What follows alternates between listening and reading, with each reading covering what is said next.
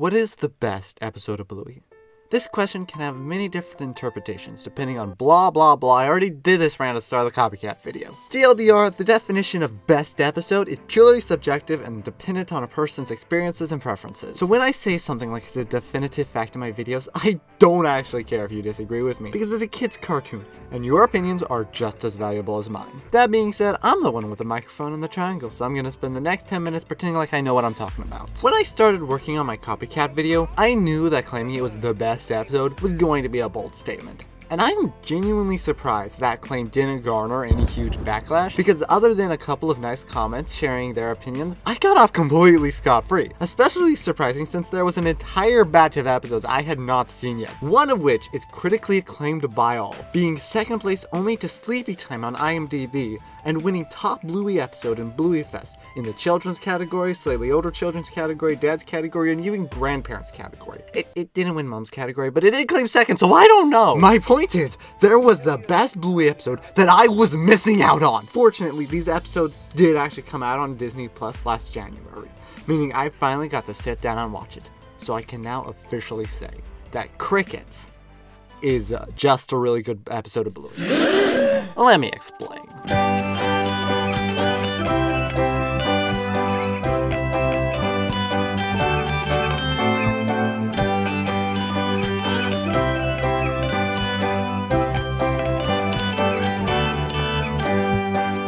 Before we get too far in this video, I want to make one thing very clear. I am not trying to persuade you over to my side in this video. In fact, if Cricket brings you joy in a way that no other piece of media has, I would rather you click off this video than me ruin it for you. That being said, I don't actually think that Cricket is a bad episode. In fact, I quite like it. But for some reason, it just didn't resonate with me the same way that it clearly has for the rest of you. So let's analyze this episode and figure out why that is. As Cricket begins, we see a bunch of kids and dads at a birthday party playing cricket. Now, I'm sure a lot of you out there didn't actually know exactly what cricket was when you first watched this episode. Here in America, we only have the game with the bat, the game with the foot, and the other game with the foot, but not really the game with the... Why is football called football? We don't got no cricket. But you see, I am a cultured man.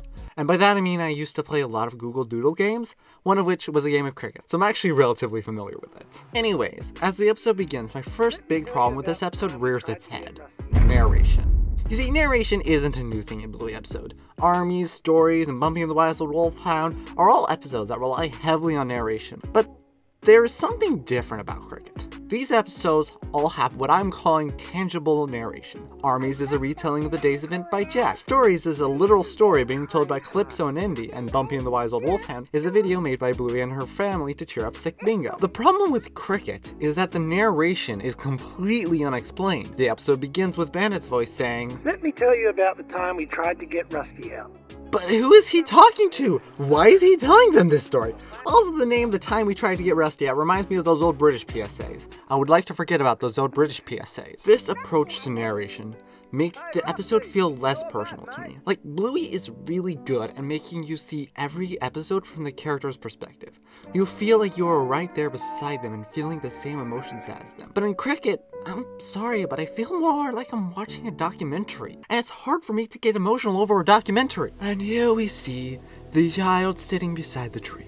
She is sad as she fears her school's puppet is not having fun staying at her house because they play on their technology too much. Yeah, no, that just doesn't hit the same. So Cricket actually starts getting going when Rusty is called up to bat. Bluey wants to play a different game, however, but Bandit promises that they will play the other game once they get Rusty out. Bluey explains to Bandit, "You'll never get Rusty out." But Bandit is unconvinced. However, he is very quickly humbled. Roll that title card! This episode of Bluey is called Cricket. After that, the main formula of the episode starts. The dads come up with a method to try and get Rusty out before Bandit's narration says, "But what we didn't know..." And then he explains why that method won't work with a backstory flashback sequence, and then it cuts back to the present showing the method not working. This happens 4 times in the 7-minute episode. Once with a bit of swing, then with a square cut, then aiming at a crack, and finally with a pace attack. If you understood what any of that means, good job! You're doing better than me. I'm going to be perfectly honest with you. When it comes to sports, I don't give a single flying frying pan about sports. I kinda understand the appeal of watching sports, because you're watching a story of a player or a team as you watch them fail and succeed and eventually come out on top. And I understand the appeal of playing sports. It's the competition, it's the betterment of oneself, it's the being better than anybody else by the merit of your own hard work. I understand that, but while I understand the appeal of sports, it's still not something I can fully relate to. The closest thing I guess is the Minecraft Championship, which I used to watch. But even then, my favorite part of that wasn't the actual championship, but it was watching my favorite Minecrafter Green interacting with the people he normally wouldn't. It had nothing to do with the sporty aspects of it at all. In fact, Green was arguably one of the worst players. And that made it more fun for me because I had no idea how each event would turn out. But in cricket, I know how it will turn out because Rusty is a young prodigy who completely whips and nays all over the dads. And actually, let's talk about Rusty for a second. So if you don't know, the man who runs the entirety of the show behind Bluey is named Joe Brum. He's a cool guy from what I've heard. But when he started working on a show about cartoon dogs, he was not planning on making Bluey. He wanted to make Rusty. The show was originally called Rusty and was going to be about him, but it switched to Bluey. Rusty was actually his favorite childhood dog growing up. And even though the show moved away from its original premise, even today he still says that Rusty is his favorite character, which is completely understandable. I completely get it when authors have favorite characters. That is completely normal. However, even though it's clear that Joe Brum loves this character, it's not really a statement that's necessarily shared with the audience.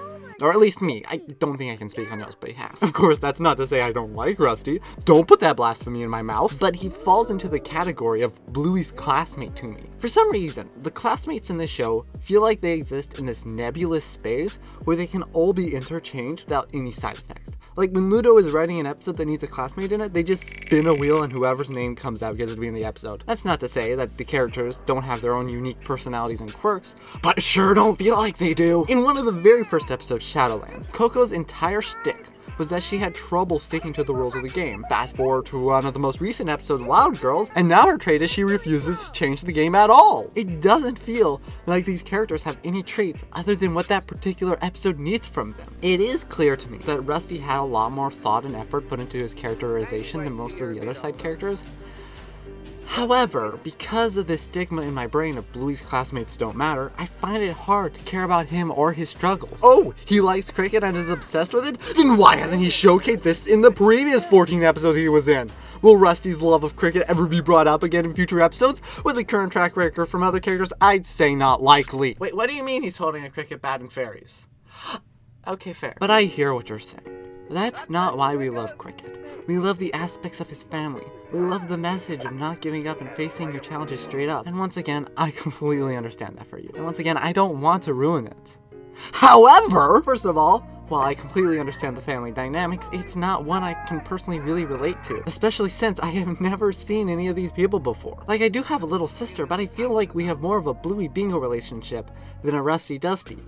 And I've never had an older brother or an elder sister that wasn't significantly older than me, so I don't understand that experience at all. And the scene with the father is heartwarming and nice, but I'll be honest, at that point, my brain had switched into full-on theory mode. Why was his father at war? What are they fighting over? Who are they fighting against? Was it the emus again? I bet it's those blasted emus again! And as for the messages and morals, no notes. As I said, this is an amazing episode, and the message of facing your fears and problems head on instead of cowering away is something that we can all relate to and learn from.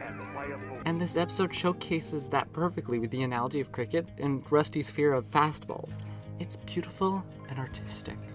However, just because an episode has a good moral doesn't mean that it's one I particularly relate to or need. I tend to live life by a what happens happens mentality, so while it's always a good reminder to face my fears straight on, I don't personally have that many fears to face straight on. I understand why this is a me thing and everybody else out there can really take this message to heart and it's helping them improve as a human person, which is something I can only appreciate from my sidelines over here. This is why I've tried to keep this critique open-minded and not like I'm trying to convince you that this episode is bad. Because it's not! I understand that if I had a different mindset or different experiences or passions, this episode could have meant just as much to me as it clearly does to all of you. But unfortunately, I'm stuck over here. left out and alone. In the last minute or so of the episode, Pat throws one last ball at Rusty, but instead of whacking it to the moon, he hits it directly at his little sister, as Bandit explains that this is what cricket means. It's not just a sport, it's an emotional connection that Rusty has to each of his family members, and as the episode wraps up, the scene changes as we see him give a fist bump to future Rusty, as he heads into a professional game of cricket, showing the true results of hard work, determination, and facing your fears head on. I didn't know any of that. The first couple times I watched this episode, all this flew over my head. It wasn't until I watched Pugly's analysis, which he explained all that it finally made sense to me. I wasn't even sure who this guy was. I thought that it was Rusty's dad or something. When I first watched cricket the first time, I don't know. I guess the best word that I can use to describe my feelings is disappointed. It probably didn't help that I went into this episode with such high expectations. I mean, the hype around this episode is so big. I guess that I was expecting something that would rock me to my core, the same way that many other Bluey episodes have. But instead, it was just a really good episode. And honestly, once again, that's on me for setting my expectations high.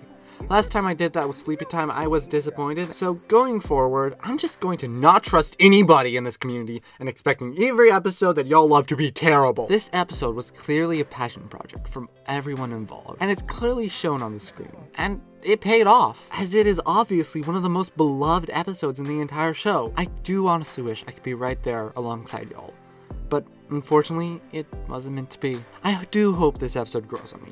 I hope one day I'll be able to see cricket for the masterpiece that it is. But until then, go check out this video I made about copycats. I'm Joel Lamb. Have a wonderful day.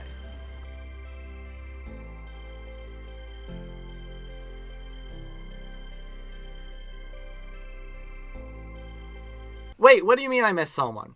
Wait, Jack is in cricket? Jack. 10 out of 10 best episode ever.